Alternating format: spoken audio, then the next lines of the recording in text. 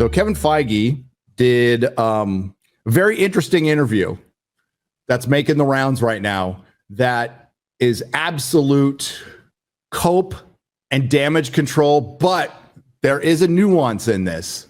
There is a nuance in this that we'll get to. Because remember, they all fucking lie. The access media lies. These executives lie. And to a certain extent, I understand it. You don't want to spoil your movie. You don't want to spoil what you're doing. You want to hype everybody up. No executive's going to come out and go, you know what? That thing fucking sucked. He came about as close as he could. And in a way, he blamed, for Thunderbolts, in a way, he blamed the audience, which was funny. I want you to keep in mind that these people tell you what they want you to hear. I will preface this by saying I was told by a person in and around Marvel, Kevin Feige's quote when it comes to diversity was, "We have done our bit for king and country." Now, have I seen any actions that support that? No, not yet. If you recall, earlier this year, in between the release, I can't remember. It was right around the release of the Thunderbolts when Bob Iger went out on the quarterly call and said for the 17th time in a row that we're going to focus on quality over quantity, which for the 17th time was admitting that the shit that you've been putting out was not quality, despite telling us over and over again that this is the best Marvel since the last Marvel. We absolutely believe in this. There's a small group of angry bigots. They're all MAGA and they're all from the right wing which is absolutely untrue. A lot of people who are not MAGA hate this shit. So despite hearing that over and over and over again, Bob Iger came out and I'm going to paraphrase what he said after that, which was, we focused too much on putting too much out and it hasn't been as good. And basically saying, we kind of put too much in Kevin Feige's hands, which was a very backhanded thing. If you think about it, it's like, hey, Kevin, you wanted to be in charge. We gave you everything you wanted, and it looks like you just couldn't handle it. Kevin, on the other side, was saying, well, we were in the streaming wars, and I was trying to be a team player, and I was pretty much going ahead with all of these projects, and Disney made me do it. Not fully taking responsibility. When he had he could have nixed any project. So he talks about that a little bit in this article. So normally, this is something I would make a video on, like immediately, but time has constrained it. So this will be a daily. But I would also like to refer back to, and I might make a sub playlist. I probably should, because I have an entire playlist on the fall of Disney Marvel. I have videos that were being called out, which is hilarious. 3 years ago, I have one called "The MCU is Doomed." So, and pretty much saying this was going to happen. Am I Nerdstradamus? No, it's very, very easy to figure this out. They kept on adapting things that were failures in the comics, expecting to have a different result. That's the definition of insanity, of course. But it's also, you might have to redefine it to the definition of Marvel retardation, because you have the data, you have the metrics, you own Marvel Comics. You can see the real sales figures, and you would go, this really wildly popular Miss Marvel, should we go ahead with the series? No.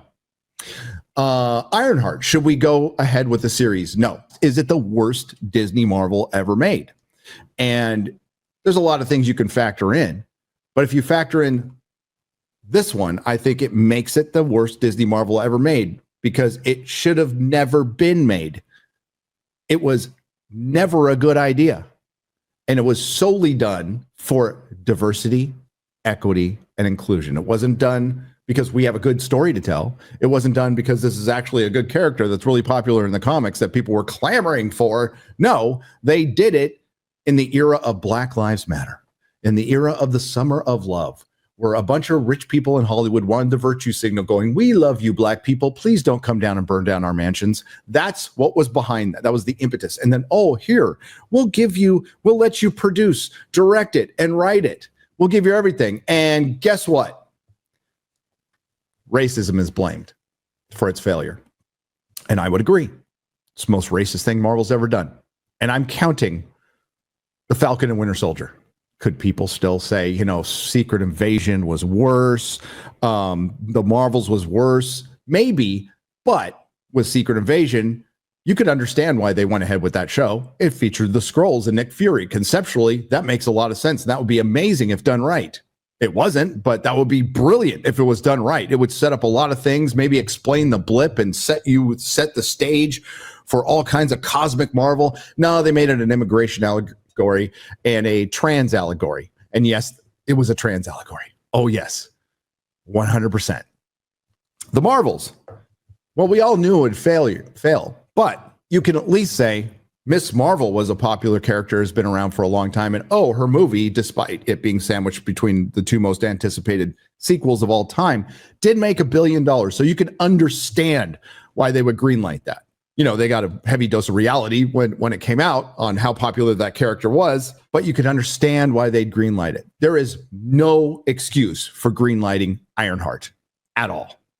Thing should have never existed, and it just damages your brand. But no surprise, after Ironheart, which people had pretty much already forgotten, because the happiest people on earth that Superman came out were Disney Marvel, because it made you forget about Ironheart. So we have this from the Hollywood Reporter, and this is supposed to be a freewheeling, candid interview with Kevin Feige. You want to know why? He's shitting his pants right now. Hate to say this, but Marvel's in full panic mode. I don't hate to say it. I actually don't. I don't really care because it's a fact. This is a crazy interview, if you think about it, leading up to the most important movie since Endgame for Marvel. Yes, the Fantastic Four: First Steps is the single most important movie since Endgame for Marvel. Is it because they made it that way? No, it's because circumstances have made it that way. Kevin Feige is 0 for 4 this year. Captain African American flopped. Daredevil Born Again flopped. Thunderbolts flopped. Ironheart flopped. They need a win. And now they're getting overshadowed by a really mid Superman movie. So, and listen, I'm here for the chaos. It's great. It's fantastic. But it is getting absolutely, and this is the first time in recent memory that a DC project is absolutely overshadowing a Marvel project. So Marvel's Kevin Feige talks scaling back, losing Kang. You got rid of Kang. Let's be real. You should hear the cope on this one too. And you know what? On that one, it's a little true. And his text to James Gunn after Superman had a Fantastic Four: First Steps. The studio boss engaged in a freewheeling conversation with journalists where he spoke extensively about the stumbles of the post-Endgame stumbles. You fell flat in your face. Content boom, why Miles Morales is Miles Morales. Oh, I'm sorry. Why Miles Morales won't be coming to the MCU anytime soon, and what's going on with Blade. Now, I just want to point out, hang on real quick. Could you scroll up and just highlight that Miles Morales for me? X-Ray Girl, if you could, please. They didn't call him Spider-Man. So for all those people who deny that Miles Morales is not indeed Miles Morales is Miles Morales. And yes, I am very proud of that thought experiment that I ran on Twitter for 2.5 years. Yeah, Miles Morales won't be coming to the MCU anytime soon, and that's a plus because that's a character people love the idea of and does okay in games and stuff, but it's not like he has this extensive comic book history, extensive comic book run. He's just Spider-Boy, which they have Spider-Boy now. And that's what he should have been. He should have had a different name, and he should have been basically Spider-Man's Robin. Spider-Man's never really had a sidekick, and that would have been a really interesting 10-year run of him mentoring somebody. It would have created a bunch of new stories instead of always constantly breaking them up with MJ and cucking them. So you have this Miles Morales who could act as his Robin for many years, and then you could have him go off on his own like Nightwing. It would have been interesting, but no, they wanted to have Black Spider-Man. That was it. So it's good that you won't get to touch him for a while. And then what's going on with Blade?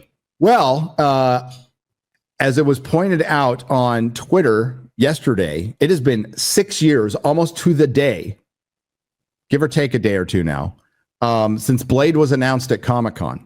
In a nondescript conference room on a very descript floor of Marvel Studios' full-size Iron Man statue, superhero murals, movie props is a padlocked door. Behind that padlocked door is a whiteboard featuring a plan for Marvel movies spanning the next 7 years. So teased Marvel Studios boss Kevin Feige, the producer behind the most successful run of movies in Hollywood's history, and that was a half decade ago, as he welcomed a select group of journalists into the same room where he first met Doctor Strange, Benedict Cumberbatch, and where filmmaker Chloe Zhao pitched her take on the Eternals, one that Kevin greenlit. Oh, and why did they go with the Eternals? Does anybody remember why they went with the Eternals? Because nobody knew who they were, and they were easier to gender and race swap. Oh, and I'm not making that up. That was actually a statement from Marvel.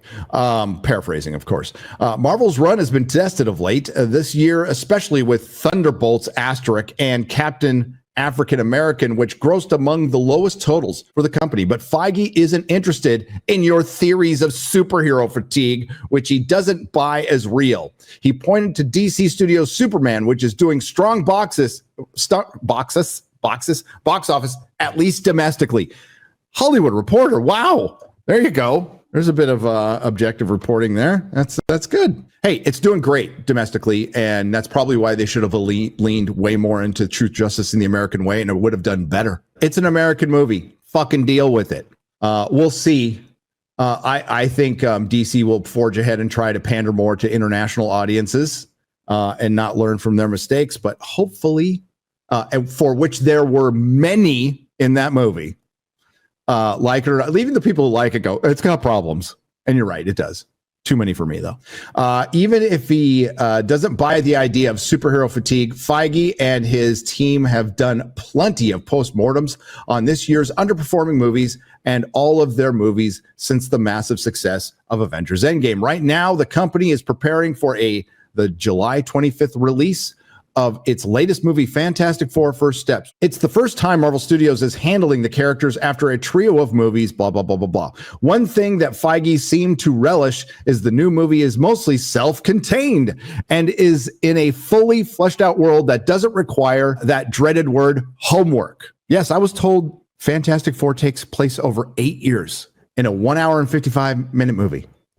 Is it going to be a set of vignettes? Yes, Feige knows Marvel made too many movies and shows and the other things they did wrong.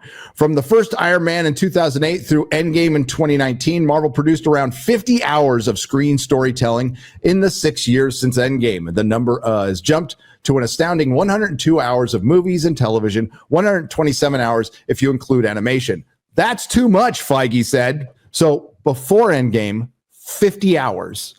Post-Endgame, since Endgame, 102 hours, 127 if you count animation. He characterized the time period after Endgame as an era of experimentation. Is that what we're calling it? We call it the MCU. Evolution. No, devolution. Unfortunately, expansion. No, you devolved. You fell apart. Each thing you made destroyed what the good things you made before. He's going to point out Loki right here. He points to TV series like WandaVision and Loki as some of the best stories they've made. Loki is shit. Loki destroys the MCU. The Marvel Cinematic Universe, that first 50 hours, was all pre-written by a character named Kang. No character had their own real agency. It was a script within a script within a script. And you can say, well, it's just a story. It's fantasy. It doesn't matter. You're right. It just made everything not matter. If you think of just a little bit, it makes everything not matter. Every decision was made by Kang, not by the character within the story. Utterly destroys it. Fuck Loki. And it's not even the real Loki. It's a variant Loki. It's a cuck Loki who cries a lot. And the first Loki stories isn't even centered around him. It's female Loki and how amazing she was and how she taught herself at 6 years old and was able to survive forever without a man. And then it ends up with Loki wanting to fuck himself. It's stupid. And we'll just say a little more oily gray. Being high on success also may have pushed Marvel to readily agree to try to deliver more programming at a time when Disney and the rest of Hollywood were engaged in the streaming wars. It was a big company push, and it didn't take too much to push us to go. People have been asking for Miss Marvel for years. No, they haven't. By every metric, no, they haven't. Miss Marvel was in an Avengers game. She was featured. She was the lead in an Avengers game that lost the company $60 million.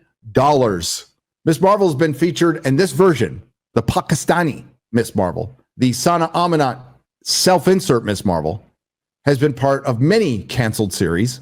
They wanted to make her the new Spider-Man. Remember that? They wanted to retcon her, and I think they still are. I don't know, because I don't read Disney Marvel garbage now, into the fucking X-Men and make her the first mutant. They changed her powers in the show from the comic book, which were stretchy powers. And it's like, they don't believe in the character. Nobody believes in the character. She only exists for DEI, and nobody cares, and nobody gives a shit. So nobody was asking for Miss Marvel. You know what they've been asking? You know what character people have been asking for? Norrin Rad Silver Surfer. That's a character people have been asking for. That's a character that would probably bring some eyeballs to Disney Plus or a movie. But no. Are you going to try to tell me people were clamoring for America Chavez? How about Ironheart, Kevin? Were people clamoring for them too? Oh, Moon Knight. He brings up Moon Knight. Oscar Isaac wants to be Moon Knight. Do it. Hey, on paper, I would too. And that Moon Knight is your biggest fuck up, Kevin Feige. Your single biggest fuck up. You took a character that has great potential. Unfortunately, you leaned into the whole multiple personality bullshit, which I think is stupid. You should have just gone to the original Mark Spector Moon Knight, who has different disguises. You basically make him Marvel's fucking Batman. And it makes it cheaper. No, you turned it into some stupid supernatural kaiju fight where Moon Knight is being led around by a gender swapped Scarlet Scarab, the Egyptian superhero. So explain to me why you would make a Moon Knight, which people would like and love. It's a great character, great costume. Oscar Isaacs is perfect for it. And have him led around by the fucking female version of the Scarlet Scarab. And you want to know why? Because you can't write anymore. Because we can't have him have like a Rachel Weisz character from The Mummy, because she would be a damsel in distress, and we can't write damsel in distress. Oh, sure, we can write Manzel in distress, which is essentially what Superman is, a Manzel in distress, but we can't write damsel in distress because it's time to equal things out. So in their terms, equaling things out is putting women in the position of power and putting men in the position of women from before, and somehow that makes it equal. Basically, getting rid of masculinity because it's evil. So Moon Knight is Kevin Feige's single biggest fuck up. That was an easy layup. Would have been a great show. So there was a mandate that we were put into the middle of, but we also thought it'd be fun to bring these to life. This is when they were blaming Bob Chapek for everything. But that mandate came from Bob Iger. Marvel has already pulled back on the amount of movies and shows it makes. Couldn't tell this year. We are halfway through 2025, and we're headed towards our third movie, and we just had 3 TV shows, and there's going to be another one coming up. So that's 7. Oh, there's an animated one too. 8 Disney Marvel projects coming out this year. Marvel has already pulled back, but certainly there will be years with only 1 TV show. Also, Marvel has started grinding down on budgets with movies costing up to a third cheaper than the films from 2022 to 2023. Why not just say everything's just a third cheaper from 2000? Did they had to pad the word count? I don't know.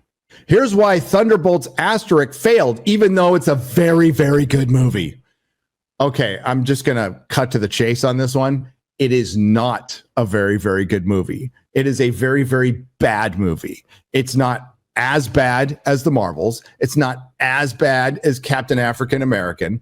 It's not as bad as the Eternals. It's not as bad as Ant-Man Quantumania, but it's not better than Thor the Dark World. It's not, I'm going to say it, it's not better than Iron Man 3. Not even close. Iron Man 3 is 1,000 times better than Thunderbolts.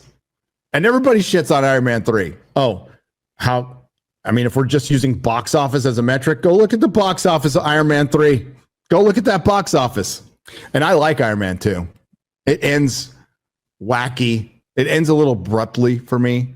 but I still like Iron Man 2. But I digress. Thunderbolts failed because it wasn't good. And it featured a bunch of characters nobody cared about. But ultimately, it wasn't good. Best thing of it was probably Sentry. And I hope they use Pullman in future stuff. I think he could be interesting if he's given a good script. But even if you like the Thunderbolts, do you want this director and writer taking over the X-Men? Because that's what he's going to do. So here's why the Thunderbolts failed. The massive expansion into television and focus on D+ led to the feeling that watching Marvel was becoming a type of homework. Where have you heard that before years ago? I can't remember, X-Ray Girl. I'm getting old. I just can't remember. Oh yeah, John Campea. That he was no, he wasn't saying it. No. Real Rejects, no. Grace Randolph, no. Can't remember. It's that expansion that I think led people to say, do I have to see all of these? It used to be fun, but now do I have to know everything about all of these? So let's stop right there. Yes, we did say it felt like homework, but we also said, you know what would have made the homework work? Making it good. See, it's not that it was just homework. It was all shit. It was shit homework.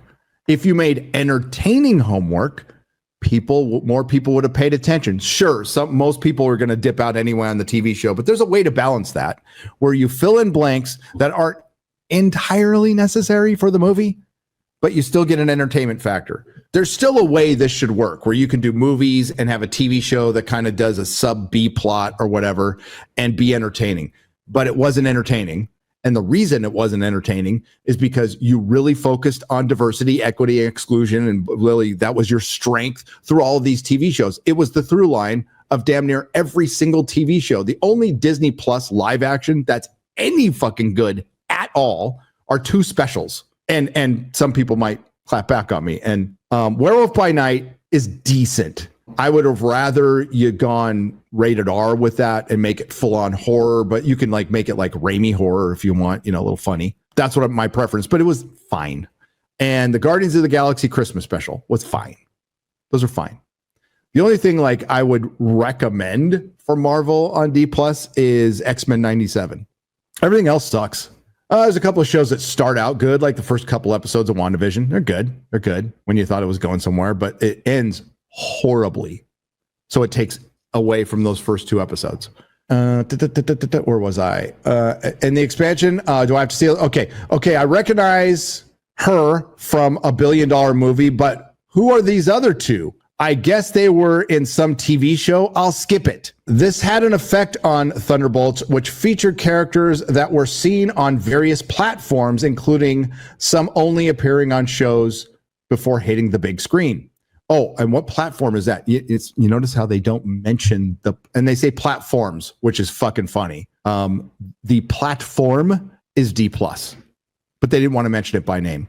But these articles don't get run through by the studios and everything, and they have no edit on it or whatsoever. Really, really interesting that you would call various platforms, which would be Disney+, and now that it's combined with Hulu, you can use the term flat platforms. You see how these disingenuous, dishonest pieces of shit work? Some of them were still feeling the residual effects of the notion of, I guess I had to have seen the other shows to understand who this is, Feige explained. I think if you actually saw the movie, let's go back. Feige says, I think if you actually saw the movie, that wouldn't be the case. And we make the movie so that's not the case. But I think we still have to make sure the audience understands that you were too dumb to understand that you didn't need to do homework for Thunderbolts, which you absolutely did. Because if you went into that movie cold, you'd be all, who the fuck are these people? And it's, you know what? You could say they gave him a background. They dedicated 2 entire lines to John Walker's background. And that might be in-depth storytelling to your average surviving Disney Marvel fan who is entertained by a laser pointer. But for us regular humans who have IQs slightly above room temperature and don't lick windows every day, we need a little more. But you know what? If you'd have seen it, you would have understood its genius. If you didn't see it, you saved yourself 2.5 hours, 20 to 40 bucks. And if you spent that time picking your fucking nose, it was time better spent. Feige is staying put at Marvel for now. So he's basically his answer. And I don't know how it was. Okay, so Feige was a bit circumspect on how long he would stay at the company, quietly admitting he has about 2 years or less on his contract. Well, they're going to re-up his fucking contract. Listen, dollars and cents wise. And is there anybody out there who could take over for him? I think he should go. But the thing is, there is nobody to take over for him. Zero. Not an executive, not a human who could take over or want to.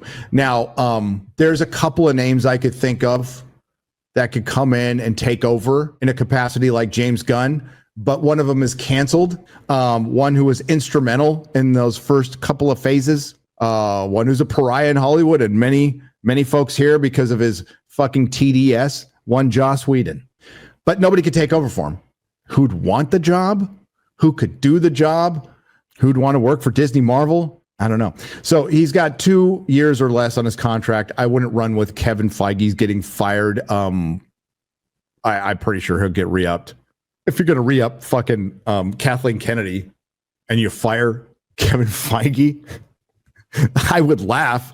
That would, oh my God, I'd piss myself laughing if that happened, but it's not going to happen. But regardless, he stated his desire to keep making big movies for the widest possible audience. Really? For the widest possible audience. We'll get to that. Do I want to be making big movies for big audiences in 10 or 15 years from now? Yes, absolutely. There's still a lot I want to do, Feige said. Marvel's a great way to do that for me right now, but I hope to make big movies for lots of people forevermore. Could he take over Star Wars? Could he leave to take over Star Wars? Yes. I say yes. Jonathan Majors, we'll do this real quick. He wouldn't mention his name. He called him, Feige never mentioned Majors by name, instead calling him the Kang actor or the actor. And what he essentially says is, we started moving away from Kang before Ant-Man Commie-Mania.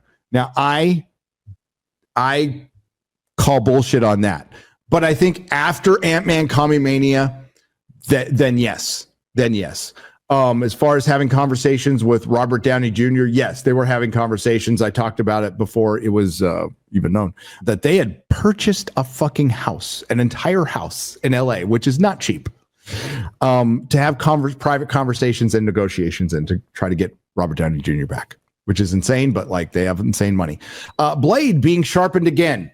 Again, it's been 6 fucking years. You have a great actor involved. The obstacle was Ryan Coogler calling in and said, we'd love some costumes for Sinners. I said, take him.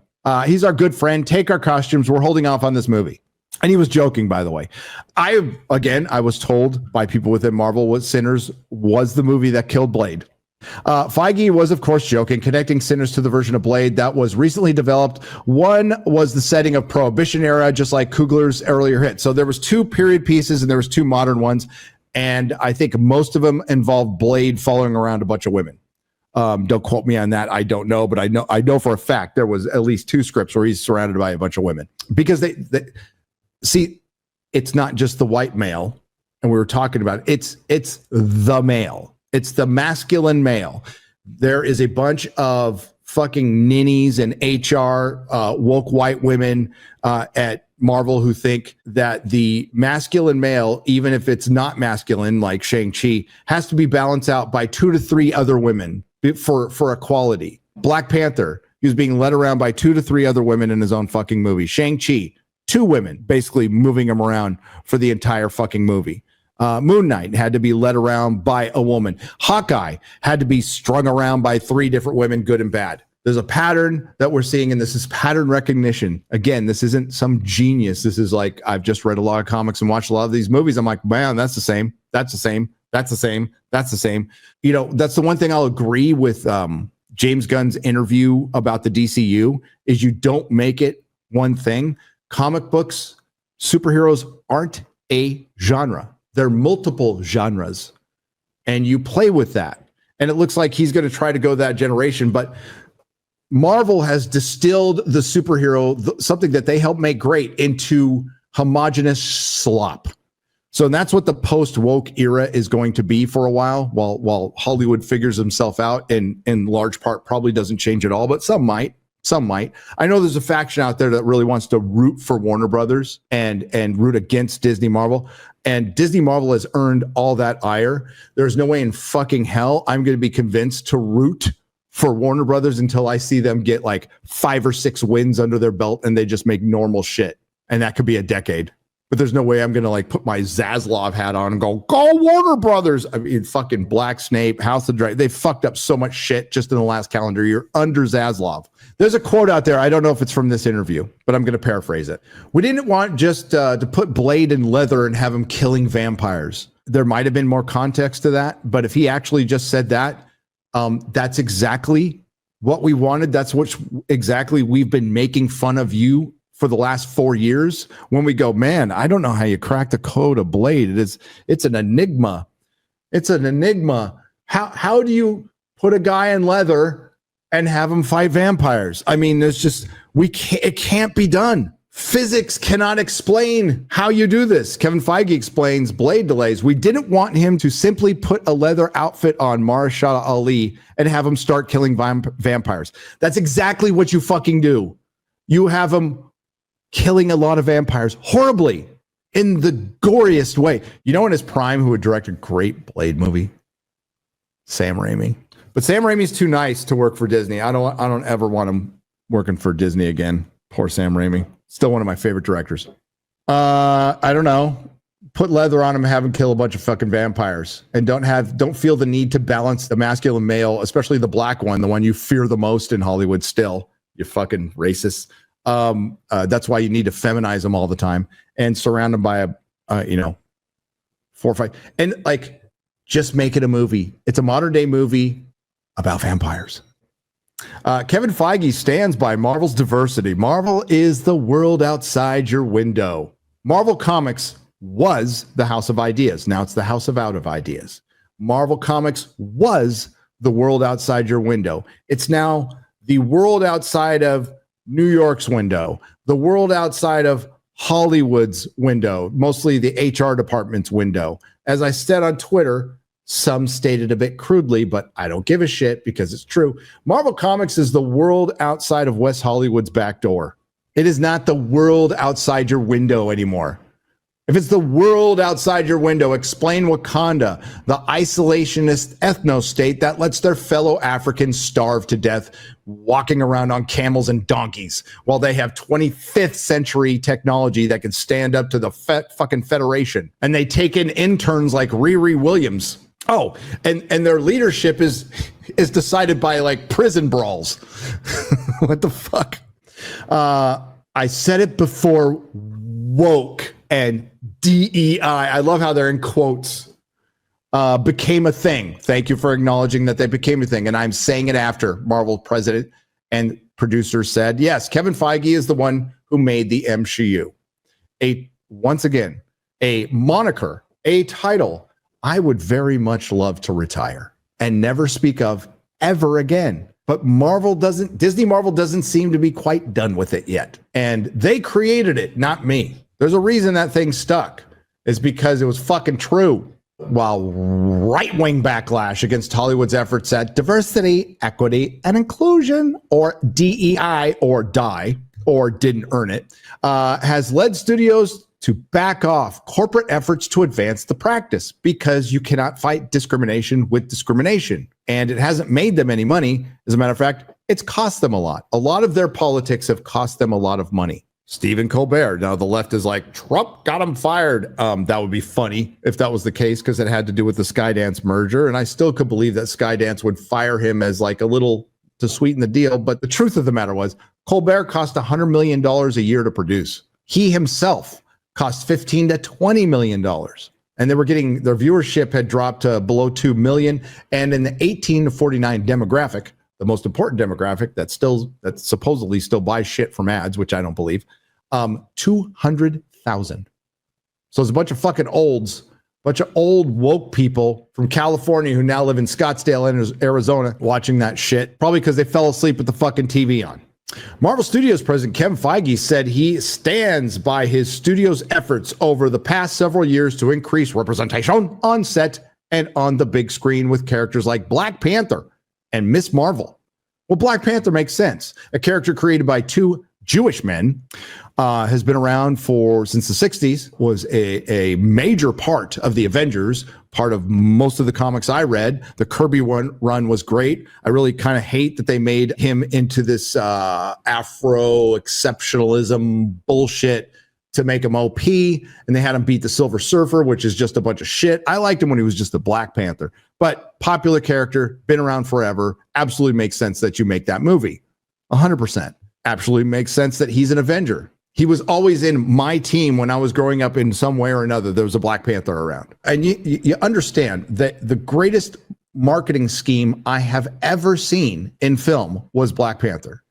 By the way, the best Black Panther movie is Civil War. Chadwick Boseman was a great Black Panther in that. That is the best Black Panther movie. Black Panther isn't about Black Panther. Black Panther's marketing convinced people that you would be actually fighting racism by going to that movie, and people bit into it. Now, it's mid. I have not watched it again. I do not, I don't own it. I don't own it.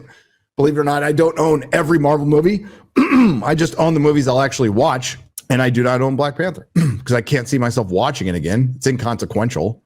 And Wakanda Forever sucked. Oh, and they should have recast him. They absolutely should have recast Chadwick Boseman, but it made a shit ton of money. A shit ton of money. So it worked. So they thought they could do the same thing with Captain Marvel, and to a certain extent, that worked too. But to lump Black Panther in with Miss Marvel, go fuck yourself. If you want to say Miss Marvel from before, the real Miss Marvel, the real Carol Danvers, okay, sure. I read that comic book. I liked it. So he suggested that the MCU won't be pivoting away from that. I said this before, woke and DEI became a thing, and I'm still saying it after. Marvel is the world outside your window, Kevin told reporters Friday. It's not Gotham City or Metropolis. This is New York and LA. Unfortunately, the only thing is, it's just New York and LA. And yes, there's also Wakanda and Asgard. Yeah, but it's also made up of the people who make up our world. What does that mean? Not really sure. Here's your bottom line. It does represent certain boroughs and certain parts of LA and New York, but it doesn't represent Oklahoma, Nebraska, Kansas, Texas, North Dakota, South Dakota, Wisconsin, Ohio, all those flyover states. It doesn't include any of that shit. And that's your problem. You are so fucking disconnected and this isn't just a Disney Marvel problem. This is a Hollywood problem. You have become pretty much plays that only really play well in major urban centers or on the West End in London. You have become musicals. That's what you're becoming. You're playing to a very specific upper elite urban audience, not even like urban. We're talking like Manhattan. We're talking about the rich parts of LA. They're making it for each other. They're so fucking disconnected. They are making movies for 40 to 50 something year old woke white women who adopt kids to trans them, which there is a very high percentage of in Hollywood compared to the real world. That's what they're making movies for. Those kind of people, not the rest of America. So they're completely detached. And it seems that Kevin Feige is still completely detached. The best example, in 4 days' time, we're going to have Fantastic Four. What does Fantastic Four feature? I know, Pedro Pascal. Biggest mistake Marvel has made in a long time. Female Silver Surfer. Completely undercuts and undermines one of the greatest stories ever told. Galactus looks awesome. Well done. The Thing looks good. Well done. Joseph Quinn is Jose Quinn as Human Torch. Fine. Vanessa Kirby. If she's not a girl boss, and she could still be like tough and strong. We want her to. She's the first lady of Marvel. Massive respect. She's fine. Pedro Pascal's Reed Richards fucking sucks.